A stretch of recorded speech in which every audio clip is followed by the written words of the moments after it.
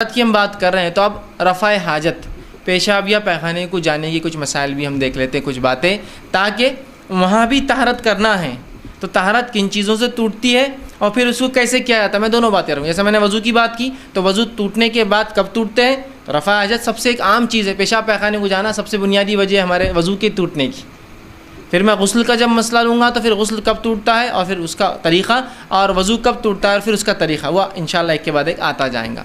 تو اب نجاست کو نجاست کو نکالنے کے لیے جو ہے رفع حاجت ہمارے لیے ضرورت پڑتی ہے۔ جسم سے پیشاب پیخانہ جو نکلتا ہے یہ ہمارے جسم کی صحت کی تندرستی کے لیے ضروری بھی ہے، لیکن اس کے نکلنے سے انسان کا وضو ٹوٹ جاتا ہے، یاد رکھیے۔ تب ان کے کیا ادب ہے اور ان میں کیسی طہارت لی جائے، اس کے بعد غسل، اور اس کے بعد انشاءاللہ اور بھی چیزیں میں رکھوں گا آپ کے سامنے۔ آئیے تو سب سے پہلے ہم دیکھیں گے رفع حاجت، پیشاب یا پیخانے کو آپ کو جانا ہے، قضاء حاجت جس کو کہیں گے، تو کن باتوں کو ذہن میں رکھنا آپ کے اور میرے لیے ضروری ہے، ورنہ ان چیزوں میں ہم بڑی بد احتیاطی کرتے ہیں اور بہت ساری گندگی اور پتہ نہیں کیا کیا مسئلے، بیماریاں اور پریشانیاں یہ صرف ان چیزوں کو احتیاط نہیں کرنے سے ہوتی، معلوم آپ کو۔ ہاتھ بغیر دھوئے کے کھانا کھا لے رہے ہیں، پیشاب پیخانے میں پانی کی کوئی تمیز نہیں ہے، نہیں ہم تو فلاں کلچر سے متاثر ہے تو کوئی کاغذ استعمال کر رہا ہے نا، کوئی فلاں چیز استعمال کر رہا ہے۔ پانی میں نے کیوں کہا، پانی اور مٹی صرف دو چیزیں پاک کر سکتی ہے، مطلب آپ کاغذ مت لائیے بیچ میں، آپ دوسری چیزیں مت لائیے بیچ میں، آپ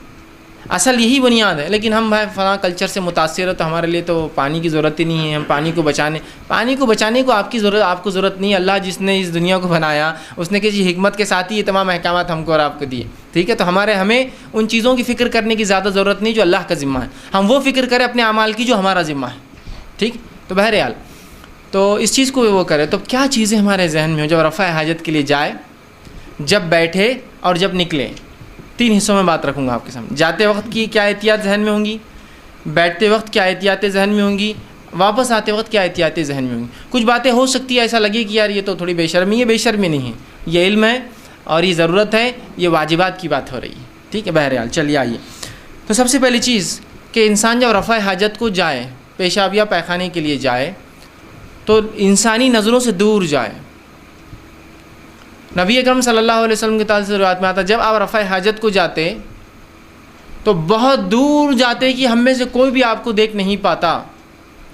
ایک روایت میں عبداللہ ابن مسعود رضی اللہ عنہ فرماتے ہیں میں رسول اکرم صلی اللہ علیہ وسلم کے ساتھ جب آپ بیت الخلاء کو جاتے، پیشاب یا پیخانے کی حاجت کو جاتے تو میں پانی لے جایا کرتا۔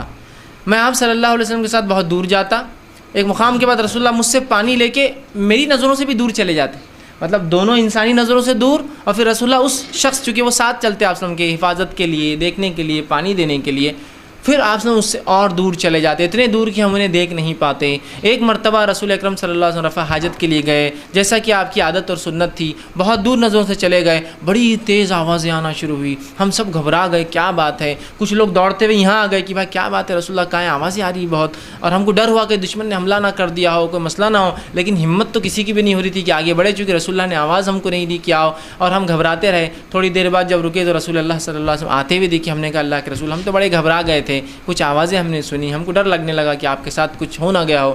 تو آپ نے کہا کہ نہیں ایسا مسئلہ نہیں تھا۔ جب میں رفع حاجت کے لیے گیا تو جنوں کے دو گروہوں میں لڑائی ہو گئی، جو کافر اور جو مومن تھے، اور دونوں میرے پاس آئے اور کہا آپ صلح کروا دیجئے، اور ہم لوگوں کو ڈسپیوٹ جگہ کے اوپر تھا، ایریے پر تھا کہ فیصلہ کر دیجئے کون کہاں رہیں گا۔ آپ نے کہا میں نے پھر دونوں میں فیصلہ کر دیا اور دونوں نے میری بات کو قبول کر لیا، اور میں نے مومن جنوں سے کہا کہ تم جو ہے پہاڑوں کے دروں میں جا کر رہو، ٹھیک، یا اونچے مقامات پر رہو، مطلب پہاڑ کے جو علاقے ہوتے پہاڑی، اور جو کافر جن تھے ان سے کہہ دیا کہ تم غیر آباد سمندری ٹاپوؤں میں جا کے رہو، اور دونوں نے میری بات کو قبول کر لیا۔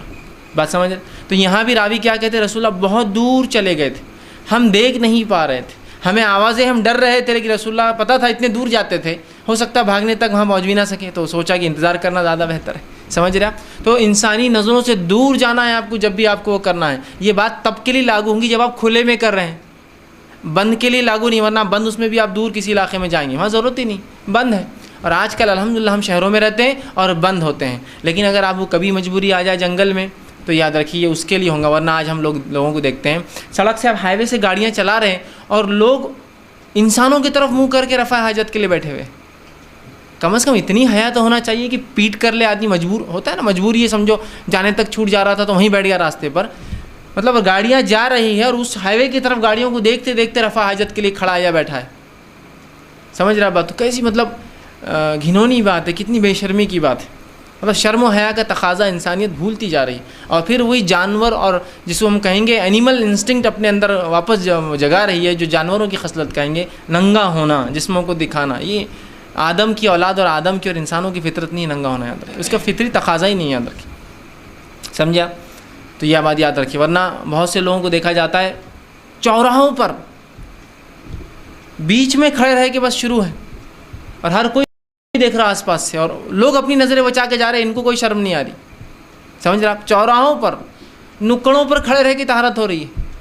کم از کم اگر ایسی ضرورت تھی تو کہیں دور جاتے. نکڑ چوراہوں پر لوگوں کے گھروں کو طہارت کا مقام بنا دیا آپ نے. ایک جگہ سے میں گھر سے میرا گزر ہوا تو وہاں اوپر لکھا ہوا تھا، یہاں دیکھو گدھا مت رہا ہے، بڑا ایسا بورڈ لگا ہوا تھا، اور نیچے 2 آدمی پیشاب کرتے کھڑے تھے. میں نے کہا ماشاء اللہ. وہاں انہوں نے لکھ دیا، چونکہ ان کے گھر کے پاس لوگ پیشاب کر رہے تھے، اتنا تنگ کر دیا تو انہوں نے وہاں لکھ دیا تھا تاکہ کم از کم وہ لوگ ذلیل تو ہو کہ دیکھو گدھا مت رہا ہے.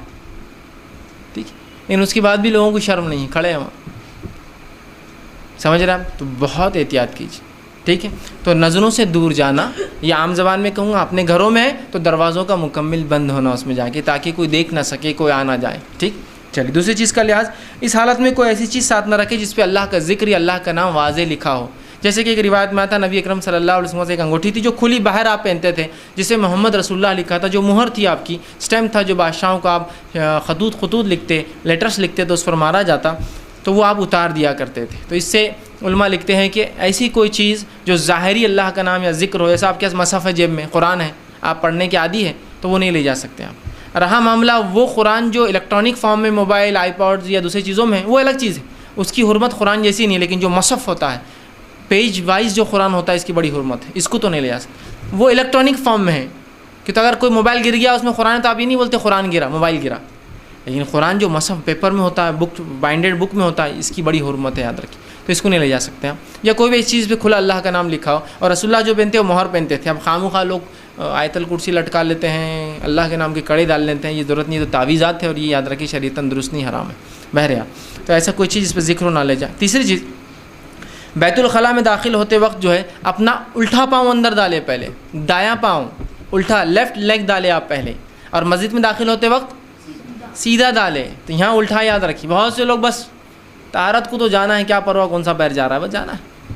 یہ سنت کا بھی اہتمام کرے. اس سے کیا فائدے ہو سکتے ہیں دنیاوی اعتبار سے واللہ عالم، لیکن ہم اس کے فائدے اٹھا رہے ہیں. کچھ چیزیں ایسی ہوتی ہے جو سمجھ میں نہیں آتی، لیکن اگر بنانے والا اتنا حکیم ہو تو آپ اعتماد کر لیتے ہیں. بھائی یہ دوا ہے، اس میں کیا پتہ ہے کہ آپ کو نہیں، پھر کیوں کھا رہے؟ نہیں، وہ حکیم صاحب نے دیے، وہ بہت ہوشیار ہے، انہوں نے اگر دیے ہوں گے تو فائدہ ہوگا. تو رب نے جب کہہ دیا، اس کے رسول کے ذریعے بتا دیا، تو بس کر لیجیے عمل. فائدے کیا ہے آپ اٹھاتے رہیں گے، سمجھ میں آؤ نہ ہو. لیکن سائنسی اس کے کچھ نہ کچھ فائدے، کہ تو اسلام نے جن چیزوں کو حلال قرار دیا اور جو آپ نے کر کے بتایا، وہ کام کبھی بھی انسانی نفع کے لیے، انسانی فائدے کے، اور جو کام آپ نے نہیں کیا اور شریعت نے اس کو حرام قرار دیا، وہ کبھی بھی نقصان کے لیے انسانی، وہ اس کو فائدہ نہیں دے سکتا. ٹھیک ہے، کر لیجیے عمل بس. تو الٹا پیر ڈالیے سب سے پہلے، سیدھا پیر مت ڈالیے. ٹھیک ہے، الٹا پیر آپ ڈالیں گے. اور الٹا پیر جب آپ ڈالیں گے تو ڈالنے سے پہلے یہ دعا پڑھیں گے، بسم اللہ. ٹھیک ہے، یہ دعا ہے جو بیت الخلاء میں جانے کی دعا ہے، اور بہت چھوٹی سی، اللہم انی اعوذ بک من الخبث والخبائث. اے اللہ میں تجھ سے، بسم اللہ، اللہ کے نام سے، اے اللہ میں تجھ سے پناہ چاہتا ہوں خبث اور خبائث سے، مطلب وہ جنوں سے جو انتہائی قسم کے غلیظ جن ہوتے ہیں، اور جو انسانوں کو جب وہ ننگے ہوتے ہیں، پیشاب یا پیخانے کی حاجت کو جاتے تب تاڑتے ہیں، تب تکلیف پہنچاتے، تب ایذا دیتے ہیں. تو میں پناہ مانگتا ہوں ایسے جن سے، خبث اور خبائث ان کی مذکر مؤنث سے، مذکر خبث اور مؤنث جو خبائث، ان دونوں سے میں تیری پناہ میں آتا ہوں. ٹھیک، کتنی آسان اور چھوٹی سی دعا ہے. لیفٹ لیگ ڈالیں گے اور اس سے پہلے دعا پڑھتے ہوئے آپ داخل ہوں گے. اگر آپ داخل ہو گئے اور پھر یاد آئے دعا بھول گیا تو آپ دل میں آپ پڑھ لیں گے، کہ تو زبان سے ادا کرنا تو حرام ہو جائے گا بیت الخلاء میں آپ. لیکن دل کے معاملے کو اللہ پکڑ نہیں کرتا ہے. جو خیالات دل میں آتے ہیں اللہ پکڑ نہیں کرتے، لیکن اچھا خیال ایک دعا ہی آئیں گی نا، تو دل میں پھر کر لیجیے. ہوتا ہے ویسے لوگ جا کے ارے کیا کروں، تو دل میں آپ، زبان پہ لانا تو حرام ہے آپ کے لیے، چونکہ آپ بیت الخلاء میں وہاں نہیں ہو سکتا. اب دل میں آپ پڑھ لیجیے. ٹھیک ہے، تو آپ دل میں پڑھیں گے اس وقت، لیکن آپ زبان سے ادا کرتے پہلے اندر جو ہے داخل ہوں گے. اسی طرح چوتھی چیز، زمین سے قریب ہونے سے پہلے اپنے کپڑے کو نیچے یا اوپر نہ کرے. دونوں باتیں ہو سکتی ہیں. کچھ جگہ کپڑے لمبے ہوتے ہیں تو اوپر کرنا پڑتا ہے بیت الخلاء کو بیٹھنے کے لیے، اور کچھ جگہ کپڑے نیچے کرنا پڑتا ہے بیت الخلاء میں بیٹھنے کے لیے. ڈیپینڈ ہے کلچر کے اعتبار سے، ماحول کے اعتبار سے کیا لوگ پہنتے ہیں. اگر کسی نے صوف پہن رکھا ہو لمبا جو جھبا ہوتا ہے رب، تو وہ اوپر کریں گا، لیکن وہیں کسی نے پینٹ پہنا ہو تو نیچے کریں گا. تو میں دونوں باتیں کہوں گا، اوپر یا نیچے کرنے سے پہلے اتنے جھک جائے کہ اگر امکان ہو کہ کہیں سے نظریں پڑتی ہو. چونکہ کچھ جگہ سمجھ لیجیے بیت الخلاء گاؤں میں آپ چلے جائیے 4 فٹ کی دیوار ہوتی ہے بیت الخلاء کی، سمجھ رہے ہیں، یا 3 فٹ کی دیوار ہوتی ہے، نیچے بیٹھ جائے تو نہیں دکھیں گا. ٹھیک ہے. یا کچھ علاقوں میں آپ جائیے بیت الخلاء کو صرف 3 فٹ کا دروازہ رہتا. ٹھیک. پھر آپ وہاں کیا کریں گے؟ آپ مجبوریاں ہوتی، اس کے علاوہ چارہ ہی نہیں آپ کے پاس، چارہ ہی نہیں. ایسی مجبوریاں آ سکتی، جیسا مثال کے طور پر آپ کسی جیل میں چلے جائیے، یا جیل میں آپ نے کبھی دیکھا ہوگا تو بیت الخلاء صرف 3 فٹ کے ہوتے دروازے، کیونکہ قیدیوں کو چھوڑا نہیں جا سکتا کسی بھی حال میں. ان کو بند نہیں، مطلب ایسا نہیں چھوڑا جاتا جہاں وہ بند ہو کر کچھ پلان کر سکتے ہیں، کچھ منصوبے کر سکتے ہیں. اور بیت الخلاء میں کیا کرتے ہیں عموماً وہ نیچے کا کھود دیتے ہیں، اور اگر بڑے راستے ہو تو نکل کے پھنس جاتے ہیں. نیچے ٹنلز ہوتے ہیں نا، پانی جس سے بہتا ہے گندا. ہمارے پاس چھوٹی نالیاں ہوتی ہیں، لیکن کچھ علاقوں میں بڑے بڑے ٹنلز ہوتے ہیں جس میں پانی سیدھا گرتا ہے، اور راستے انسان چل سکتے ہیں ان ڈرینیجز کے اندر. سمجھ رہے ہیں بات؟ تو کھلا نہیں چھوڑا جاتا، 3 فٹ کے ہوتے تاکہ دکھتے رہے کون اندر. مجبوریاں ہو سکتی، یا آپ نظروں سے دور تو چلے گئے لیکن کچھ عمارتیں جو دیکھ سکتے ہیں لوگ، اونچی عمارتیں. اب کتنے دور جائیں گے آدمی، کہاں تک بھاگیں گا؟ ٹھیک. تو پھر اس کا احتیاط ضرور ہو کہ کسی کی نظریں آپ کی شرمگاہ پہ نہیں پڑے، اس لیے کہ شرمگاہ کو چھپانا ایک مسلمان کے لیے فرض ہے، اس کا دکھانا ایک مسلمان کے لیے حرام ہے. ٹھیک ہے. تو بہرحال اتنا آپ احتیاط کریں کوئی آپ کی شرمگاہ نہ دیکھ پائے. اسی طرح 5ویں چیز، ٹھیک ہے، جب ہم پیشاب یا پیخانے کے لیے بیٹھیں گے اور کھلے میں اگر ہو تو ہمارا چہرہ اور پیٹھ دونوں قبلے کی طرف نہیں ہونا چاہیے. ہم جب بیت الخلاء کے لیے بیٹھتے ہیں تو ہمارا چہرہ اور پیٹھ دونوں قبلے کی طرف نہیں ہونا چاہیے.